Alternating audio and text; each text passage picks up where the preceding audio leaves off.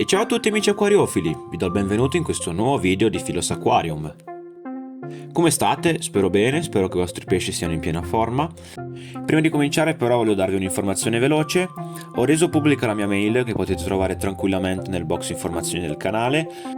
Ho preso questa scelta per il semplice motivo che più di una volta qualcuno aveva un pesce malato e provava a descrivermi più o meno cosa aveva. Io non capivo bene e l'unico modo per capirlo era mandare una foto. Quindi mandatemi tutte le foto che volete sulla mail, io la guardo tutti i giorni. Un'ultima cosa, poi cominciamo. Visto che ci tengo a fare quella chiamata Meet che avevo detto un mese fa in una live, ho pensato che visto che non posso farla con tutti voi perché posso fare solo chiamate private, ho pensato di fare così. Vi metto un post su YouTube, così che potete vedere tutti, con il giorno e l'orario in cui posso fare la chiamata. Chi vuole mi scriva una mail, chi se ne frega di quello che c'è scritto, ma basta che mi faccia capire che vuole partecipare alla videochiamata, così lo metto nella scheda degli invitati e così poi ci vediamo a quell'orario che ho detto e facciamo una chiacchierata insieme, così per confrontarci. Chiudo la parentesi della novità di Philos Aquarium e cominciamo col video. Credo che tutti noi ci siamo chiesti una volta nella vita come pensa un pesce rosso, come ragiona, come vedono la vita i nostri amici pesci rossi. Vi do il benvenuto sul primo e unico video di YouTube in cui si parla dell'etologia del pesce rosso. Con questo video andrò a rispondere come sempre alla domanda del sondaggio della settimana. Questa volta vi ho chiesto: i pesci rossi come ragionano? Avevate risposto in tanti rispetto all'ultimo sondaggio e abbiamo avuto una risposta più che corretta. Adesso, a meno che non siete andati a rispondere al sondaggio adesso e quindi avete cambiato la percentuale di risposte corrette e di risposte sbagliate, avete risposto per la maggior parte che i pesci rossi ragionano tramite collegamenti. Vediamo cosa vuol dire. Il pesce rosso, come tutti gli animali, ha sviluppato un'intelligenza tale da poter sopravvivere al meglio nel suo ambiente naturale. Di conseguenza, poter scappare dai predatori, avere un rifugio, trovare cibo. E questo succede grazie alla loro memoria. Ma che tipo di memoria hanno i pesci rossi? Loro hanno una memoria fotografica. Questo vuol dire che, guardando una parte dell'allestimento, guardando un oggetto, guardando un colore e così via, lo collegano a qualcos'altro. Proprio questo vuol dire per collegamenti. Provo a farvelo capire meglio con un esempio. Come mai i nostri pesci, quando noi mettiamo la mano sulla superficie, ci vengono sempre incontro? Succede perché noi giustamente andiamo a dar da mangiare ai nostri pesci con le mani, giusto? E quindi il nostro pesce, con la sua memoria fotografica che si sviluppa coi collegamenti, ha collegato la presenza delle nostre mani all'arrivo del cibo. Ed ecco il perché di tale comportamento. E quindi non è chissà che addestramento quello che fanno, è semplicemente abitudine e collegamenti. So di aver detto un sacco di volte la parola collegamenti, ma volevo essere sicuro che capiate, la domanda che vi ho fatto, ecco, quindi non è stata fatta a caso. Bene, per chi era qua semplicemente per avere la risposta corretta del sondaggio, può pure andare, per gli altri invece andiamo avanti. Scherzo, comunque secondo me se siete dei veri acquariofili guardate questo video fino alla fine, non solo per la risposta del sondaggio.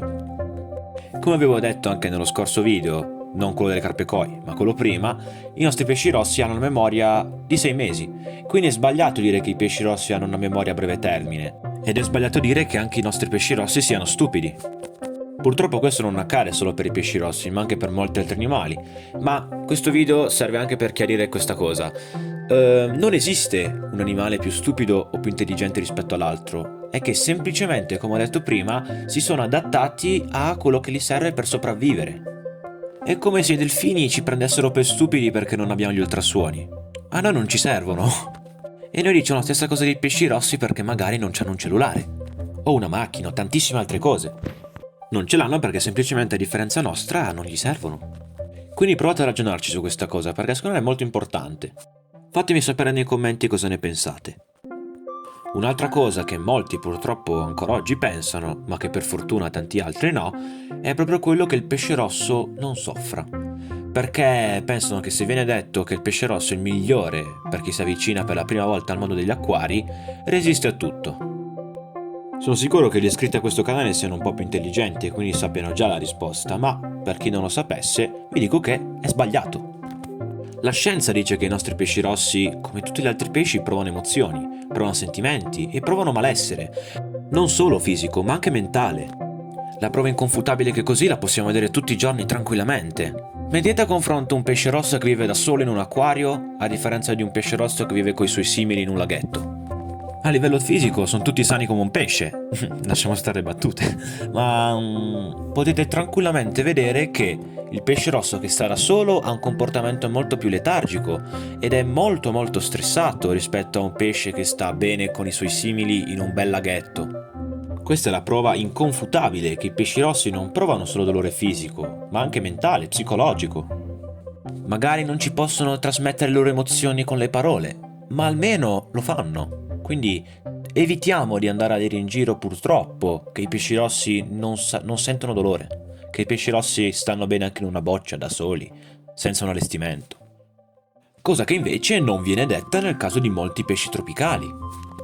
Sono sicuro al 1000 che il vostro negoziante, se gli chiedete che volete comprare dei guppi, non vi ha consigliato l'acquisto di una boccia. Succede sicuramente se chiedete l'acquisto di un pesce rosso e lui dirà: hai l'acquario? No, ti consiglio la boccia. Questo per la maggior parte dei negozianti, e poi magari è completamente diverso il vostro.